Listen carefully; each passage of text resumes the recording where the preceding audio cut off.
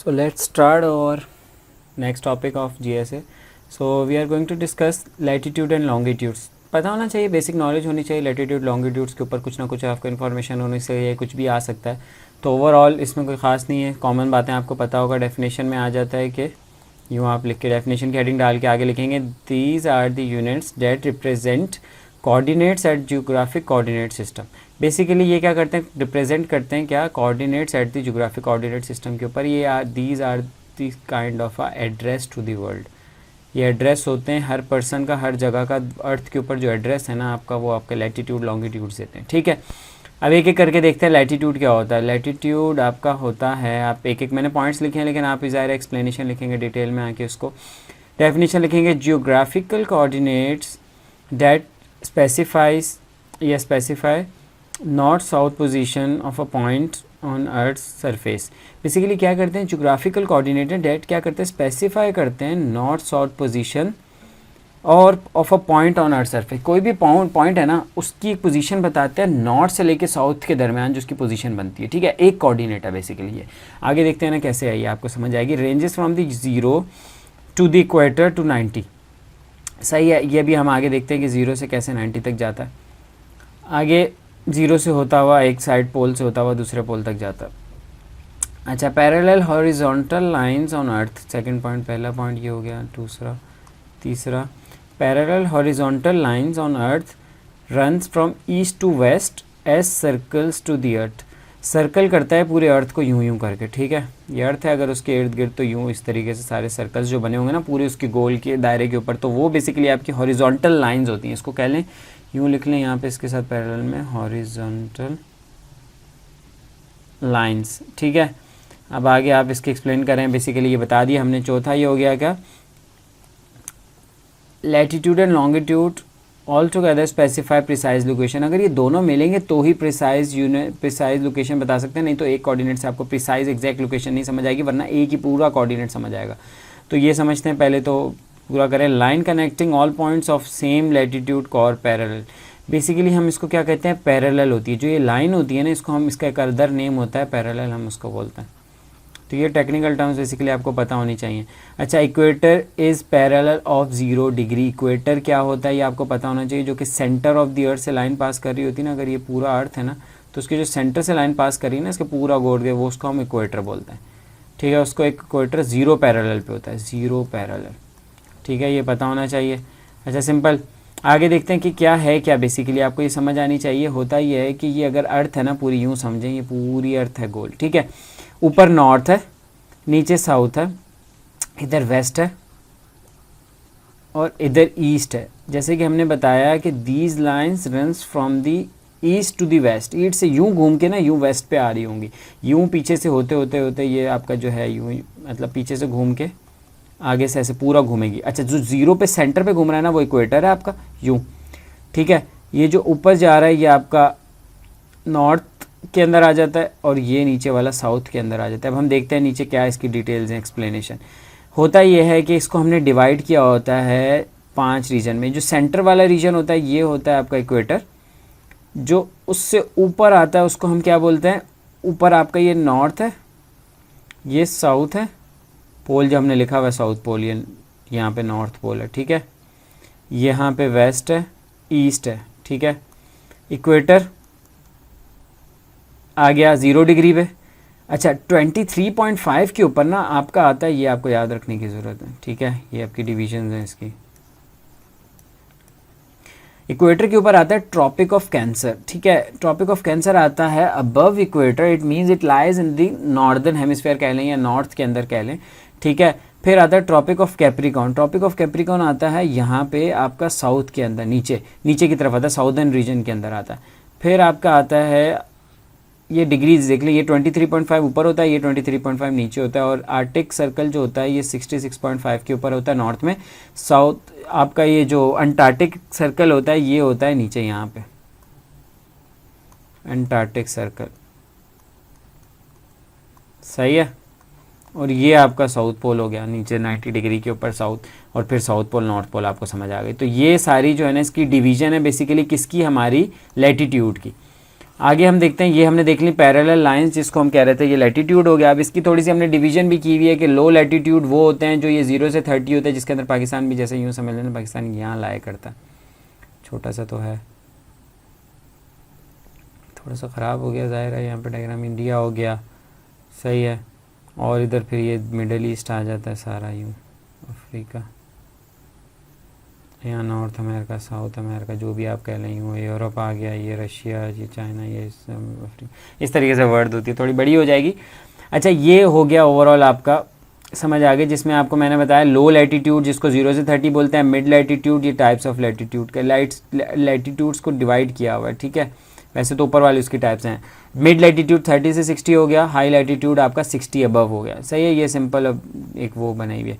Equatorial हमें पता है, न्यूअर इक्वेटेरियल होता है। ट्रॉपिकल जो रीजन्स हैं वो कौन से आते हैं, 23 वाले आते हैं, इसके अंदर पाकिस्तान में ट्रॉपिकल आता है, सब ट्रॉपिकल है 25 से 30 वाले, नॉर्थ साउथ वाले, और इसी तरीके से पोलर रीजन आते हैं। तो ये डिवीजन आपको पता होनी चाहिए, होते क्या है, उसकी स्पेसिफिकेशन, सब पॉइंट्स के स्पेसिफिक लोकेशन नॉर्थ साउथ बताता है, 0 से 90 डिग्री होता है, पैरेलल लाइंस होती हैं, रन्स वेस्ट करते हैं, एक स्पेसिफिक करके नहीं बताता, पैरेलल बोलते हैं उसे, और पॉइंट्स होते हैं। ये सिंपल आपको लैटिट्यूड के बारे में पता होना चाहिए। लॉन्गिट्यूड आ जाता है दूसरी चीज़। लॉन्गिट्यूड में आपको क्या पता होना चाहिए कि लॉन्गिट्यूड क्या है। Longitude is an imaginary line extended from the pole to pole. अब ये होता है एक पोल से लेकर दूसरे पोल तक, यूँ जैसे हमने पहले पढ़ा था ना, नॉर्थ से वेस्ट, से साउथ से आपका वेस्ट से ईस्ट, ईस्ट से वेस्ट जा रही थी ना पहले वाली लाइंस, यूँ। अब क्या होगा, यूँ लाइंस जा रही होंगी, ठीक है, समझ आ रही है। ज़ाहिर वन डायमेंशन में तो मैं सही नहीं बता सकता, लेकिन चले समझ आ जाती है, तो कॉमन चीज़ें आपको पता होंगी। Crossing all parallels at right angles, यूँ जा रही है अगर आपके पैरेलल्स, तो ये यूँ क्रॉस कर रही है उसको 90 डिग्री के ऊपर, ये समझ आ गई, तो ये पॉइंट हो गया। फिर आ जाता है दीज आर ऑल मेरिडियंस, जैसे हमने इनको पैरेलल्स बोला था ना, ये आते हैं आपके पैरेलल्स, और ये आ गए आपके मेरिडियंस।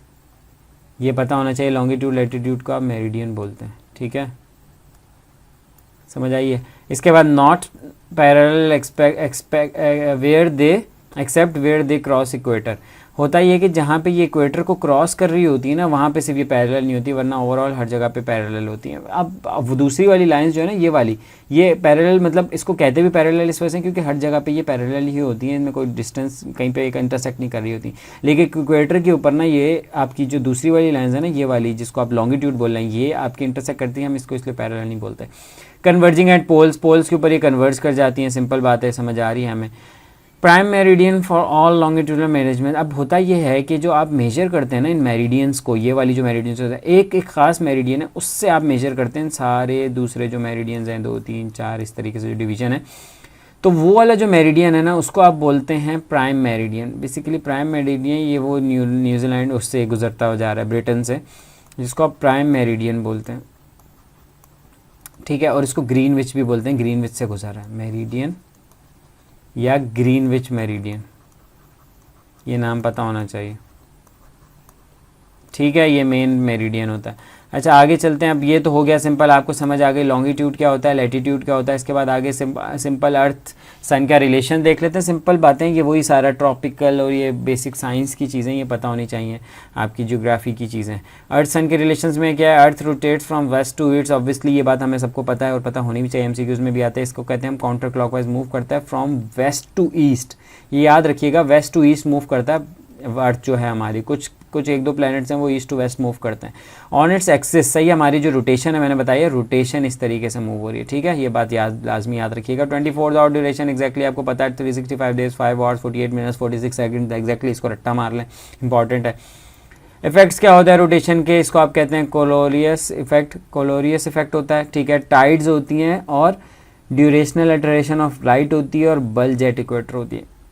सिंपल है, इसमें कुछ भी नहीं है। कोलोरियस इफेक्ट बेसिकली ये होता है कि जब आपकी अर्थ एक साइड पे मूव कर रही होती है ना, तो उसकी विंड्स दूसरी साइड पे मूव करती हैं, और ये पूरा इफेक्ट जो विंड्स से रिलेटेड है ना, ये आपका कोलोरियस इफेक्ट के अंदर आता है। टाइड्स का इफेक्ट ऑब्वियसली आपको पता है, ग्रेविटेशनल पुल की वजह से मून्स की टाइड्स ऊपर चली जाती हैं, और ये ड्यूरेशनल अल्टरेशन ऑफ लाइट, ज़ाहिर है लाइट एक तरफ ज़्यादा एक तरफ कम पड़ती है, और ये वाला जो हमारा डिफरेंस होता है 23 डिग्री एंगल का, जो है हमारी अर्थ टिल्टेड है ना, 23.5 डिग्री हमारी अर्थ का जो है ना टिल्ट है डिग्री का, ठीक है। और बल्ज एट इक्वेटर के ऊपर, जो इक्वेटर वाली साइड्स है ना, वहाँ पे आपकी जो ये सेंटर वाली लाइन होती है, यहाँ पर जो आपके पानी है ना वो ऊपर की तरफ, मतलब वो बल्ज ऊपर आ रहा होता है, मतलब इसको जैसे टाइड्स की एक फॉर्म कह लें या जो भी कह लें, तो लेकिन अर्थ इक्वेटर की साइड पे ज़्यादा होता है ये। अच्छा, दूसरी चीज़ है earth's relation revolution around sun. अब अर्थ्स का रेवोल्यूशन हमने ऊपर पढ़ा, रोटेशन, अभी हम आगे जाके इसको थोड़ा सा डिफरेंस देखेंगे, रोटेशन और रेवोल्यूशन का डिटेल में देखेंगे, जो कि पॉइंट्स की सूरत में आपको पता होना चाहिए, लेकिन यहाँ पे भी रोटेशन रेवोल्यूशन का थोड़ा सा समझ लें। एक ये नीचे वाली डायग्राम बहुत इंपॉर्टेंट है, ये पता होनी चाहिए। अर्थ 365 डेज़ में होता है, 5 आवर्स, सही है, 48 मिनट्स एंड 46 सेकंड्स होते हैं। ये रेवोल्यूशन होता है, ये रोटेशन 24 आवर्स के अंदर होता है, ठीक है। ट्रॉपिकल ईयर होता है, हमारा जो ईयर उसको ट्रॉपिकल बोलते हैं, 365.25 डेज़ कहलाते हैं, ये वाली चीज़ है सिंपल। और पाथ इज एलिप्स पाथ है, एलिप्टिकल पाथ है। अब ये वाली जो डायग्राम है ना, ये लाजमी आपको समझ आने की ज़रूरत है। मतलब एक तरफ अगर होता ही है कि जैसे ये अर्थ है ना, तो अर्थ की रेवोल्यूशन क्या है, ये इसका डिग्री जा रहा है 23 डिग्री, टिल्टेड है ये, बेसिकली हमने बताया टिल्ट है कर, अर्थ जो है ना टिल्टेड है यूँ करके। अच्छा, अब ये अर्थ यहाँ से मूव करती है, वहीं से भी मूव करवा लें, अर्थ मूव करती है सन के इर्द गिर्द, लेकिन किस पाथ में, एलिप्टिकल पाथ में। ये लाजमी पता हो, इसके अंदर बहुत सारी क्वेरीज क्लियर हो जाएंगी। समझ लें यहाँ से ऑटम से मूव किया, ऑटम के टाइम यहाँ से अर्थ मूव करती जा रही है विंटर की तरफ, ठीक है। ये हम किस कॉन्टेक्स्ट में लेके जा रहे हैं, नॉर्दर्न हेमिस्फीयर, ये याद रखिएगा, नॉर्दर्न हेमिस्फीयर। नॉर्दर्न हेमिस्फीयर हमने पढ़ा था क्या होता है, जो कि इक्वेटर से ऊपर होता है, ठीक है। इक्वेटर से ऊपर मतलब ये वाली जो साइड है ना, यहाँ इक्वेटर है, इससे ऊपर वाला जो भी आपका यूँ इक्वेटर है, बल्कि सॉरी ये 0 डिग्री है ना, ये ऊपर वाला नॉर्दर्न हेमिस्फीयर है, ये नीचे वाला साउदर्न हेमिस्फीयर है, ठीक है। ये समझने की ज़रूरत है लाजमी, इससे फिर पूरा वो अर्थ का चेंज होता है। अच्छा, अब नॉर्दर्न हेमिस्फीयर में क्या होता है कि जब यहाँ से ऑटम से, अब 21 सितंबर में ऑटम होता है, ठीक है, ऑटम से विंटर की तरफ जा रहा होता है ना, तो होता ये है कि 21 दिसंबर को विंटर सॉलिस्टिस होता है। विंटर सॉलिस्टिस होता है, सॉलिस्टिस और इक्विनॉक्स का भी कॉन्सेप्ट हम आगे देख लेंगे, सिंपल है यार, कुछ भी नहीं है। इक्विनॉक्स ये होता है जिसमें डेज एंड नाइट्स बराबर होते हैं, ठीक है, सिंपल समझ आ गई। और आपका इक्विनॉक्स के अलावा क्या होता है, सॉलिस्टिस। सॉलिस्टिस ये होता है जिसमें एक ना एक दिन या रात वो होते हैं, लॉन्गेस्ट होते हैं, ठीक है। सॉलिस्टिस के अंदर जो होता है, विंटर सॉलिस्टिस के अंदर रातें लंबी होती हैं, ठीक है, और समर सबसे लॉन्गेस्ट नाइट होती है, और समर सॉलिस्टिस के अंदर सबसे लॉन्गेस्ट डे होता है, जो कि इस जून को होता है, आपको पता होगा। 21 दिसंबर को लॉन्गेस्ट आपका नाइट होती है, सिंपल। तो होता ये है कि अर्थ जब वो यहाँ पे होता है ना, तो उसके कम रीजन के ऊपर, आपके बिल्कुल थोड़े से रीजन के ऊपर लाइट पड़ रही होती है। देखें यहाँ पे ये सन की लाइट पड़ रही है, लेकिन मैक्सिमम रीजन के अंदर जो इधर पूरा रीजन आ रहा है, ये सारा जो रीजन है ना, ये आपका अंधेरे में होता है, ठीक है, यूँ समझें। अच्छा, इसके अलावा फिर जब वो विंटर से जा रहा होता है समर में, तो समर में आप देखें सामने का जो, अब ये इक्विनॉक्स है ना, ये बिल्कुल फेस है सामने, आधी अर्थ के ऊपर, पूरा आपका आधी अर्थ के ऊपर रोशनी होगी, और इसके बैक साइड पे जो है ना अंधेरा होगा।